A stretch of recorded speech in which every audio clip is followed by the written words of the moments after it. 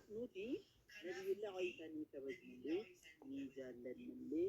wantoonni macaafa keessatti waa'ee isaa barraa'e wantoonni saffuu diigan akkasii kun irratti kijiban malee inni akkana hin jedhu garuu macaafni kun qulqulluudha jedhanii jarri kun itti amanan kabajaasa akkasiin jedhu kana gaaffii biraa qabda buleetti galatoomii dubbistootaan isa afaan oromoo kana dubbistootaan isa appilikeeshinii of biraa qabda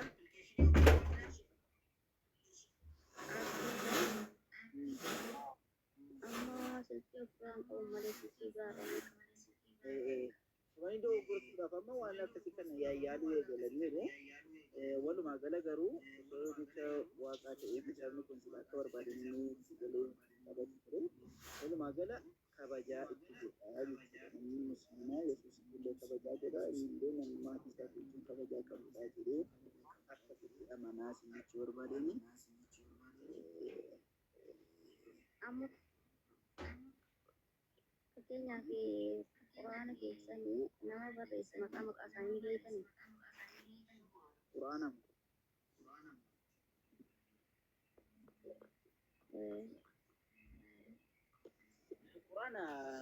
nama baay'ee qaba galee quraana jechuun nama baay'eetu barreeffame yeroo jedhamu of biraa fuudhee barreesse Rabbi subhanahu wa ta'ala quraana haaliidhaan nabi Muhammaditti karaa Jibriiliin nabi Muhammad immoo uummata irratti qara'u galee uummata irratti qara'u jechuun jechuudha waan sammuu isaanii keessa jiru kana fuudhanii uummatatti waan Rabbi subhanahu wa ta'ala qoma isaanii keessatti walitti qabeef kana uummata isaanii irratti gaafa dubbisanii jedhan kitaabal wahyi ka jedhaman namoonni hedduun sahaabota keessaa warra akka زيد بن ثابت ورد معاوية نموت هدوت كتاب الوحي كده من يديكم إساني مجلتاني يلي جافة سان بريساني كاني مدين ساني وان بريسان سان ديب ساني نبي رد وكرسول رد ديب ساني كارو وفيساني ساني بريسان مهم بريسان يوسا سرد بريسان إسان قالي أنبيك وان كوير وان سان كرا عجران سان نجيفة يوسر بمتسر يوسر بمتسيمو sirreessuutti jedhanii itti himu bifa kanaan quraanni barraa'e yeroo jedhamu abbaa quraana barreesse yeroo jedhamu fakkeenyaaf amma barreessaa kitaabaati wanti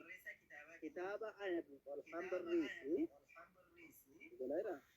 eenyudha aayidiyaa jijjiiru sassaabee walitti qabee maal jedhee anatu dhuunfee barreesse jechuudha galaa jiraame buletti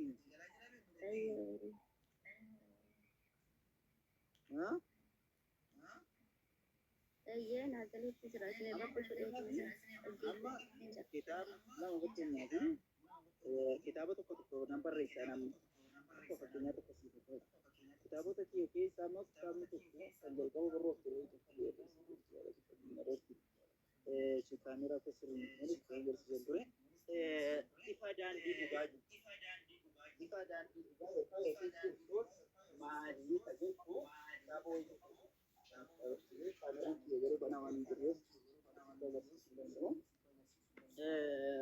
kitaaba kana gaafan barreessu ani barreessaan isaa yaadni isaa fikiraan isaa anarraatti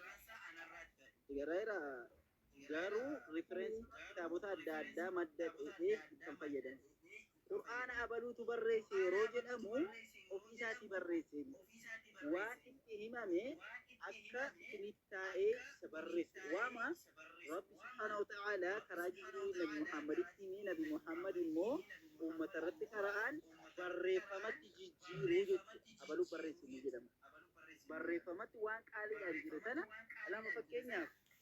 ani waa tokko sitti himaa waan asitti himaa jiru kana haasaan haasaa jiru kana barreeffamatti jijjiiruu jechuudha isa kanadha malee abaluu barreesse ni jedhama abaluu barreesse ni jedhamu sagalee abaluu barreesse kan jedhamu isa kanadha malee qur'aana ofii isaati aayidiyaa isaa fuudhee barreesse أما فكينا بوانجيلا ابن ناجر ثاني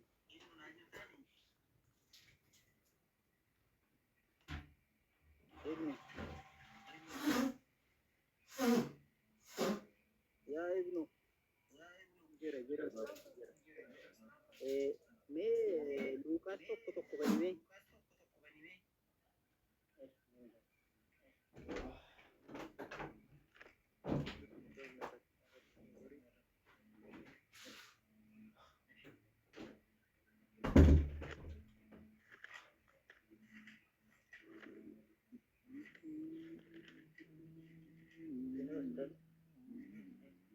توكو توكو بنتي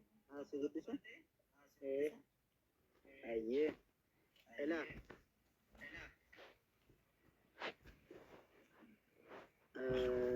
يروس جرتني لما لوكاس توكو سرتي جلكا بغافا بريسو غافا لوكاس بريسو جلكا بكاتا نتي بريس لا لا كنو بكونا توكو يا الفاتا في جالت تما تيوفلوس waa'ee dubbiin gidduutti raawwatame kana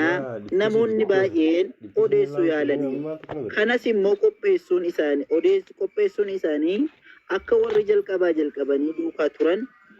ija isaaniitiin argan dubbichaafis hojjetan nutti dabarsanitti anis immoo dubbii kana jalqaba isaatii jalqabee keessa lixee qoraa waanan tureef tarreetti galchee siif caafuun gaarii anatti mul'ate. Kanaaf maal jedha xiqqootti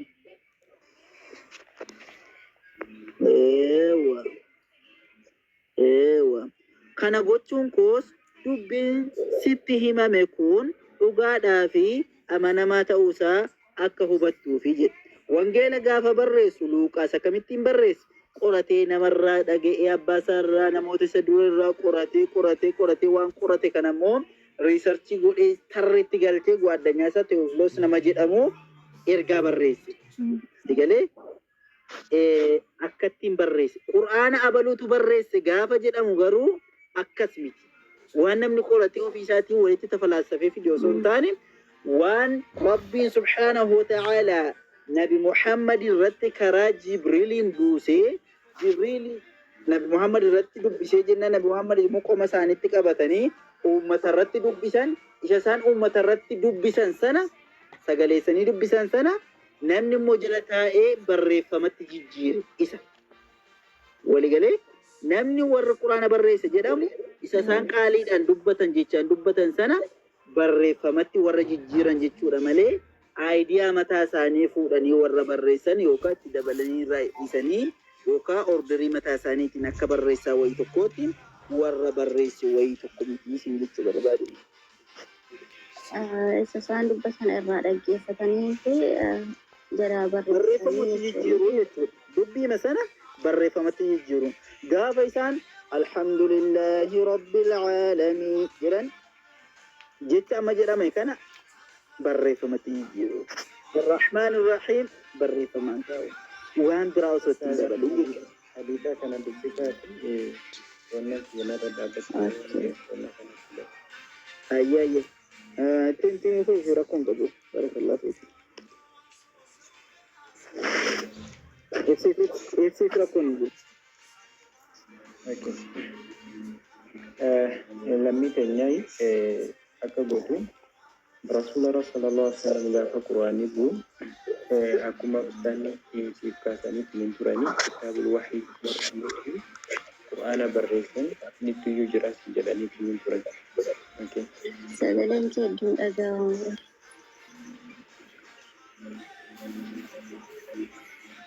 Oke, amma ni dhaga'amu? Oke,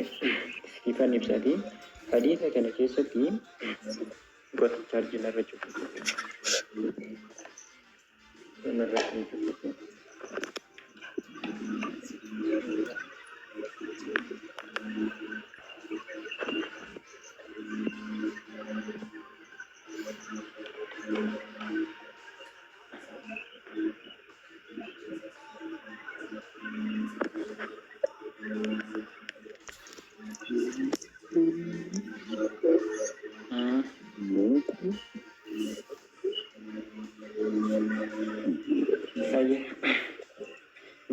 دقام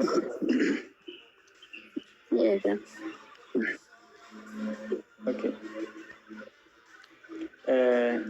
لما نزلت لا يستوي القائدون من المؤمنين والمجاهدون في سبيل الله ويتم أموتيو كي يني قرآن ورّي أموتيو تاني في مؤمن تودرّا ورّي كبسة كرا ربي كيستي والإنجتا بوتتني كي يتكالب فيه لا يستوي القاعدون من المؤمنين والمجاهدون في سبيل الله كي يني كن جناني قال النبي صلى الله عليه وسلم رسول ربي لا نجد ما جدني ادعوا لي زيدا وليجيء باللوح والداود والحديث زيد النوامى جدا زيد كن أموتي يرو أموتي القرآن يركما رب رتبه والرب الرئيس بجدنا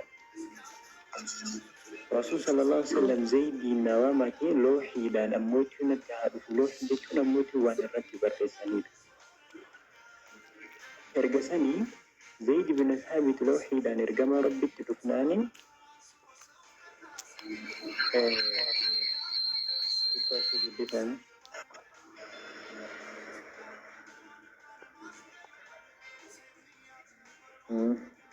زيد لوحي لان إرقما رب صلى الله عليه وسلم تدفناني ما جلني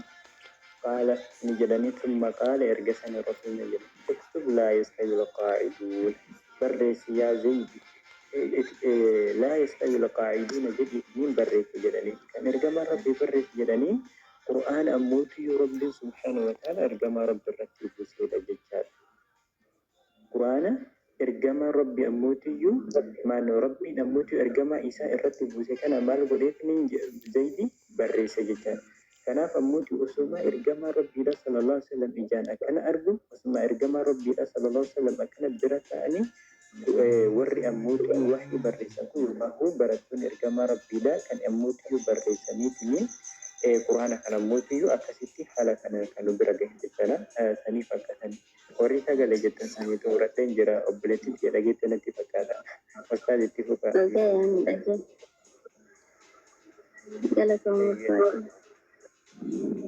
Galatomi.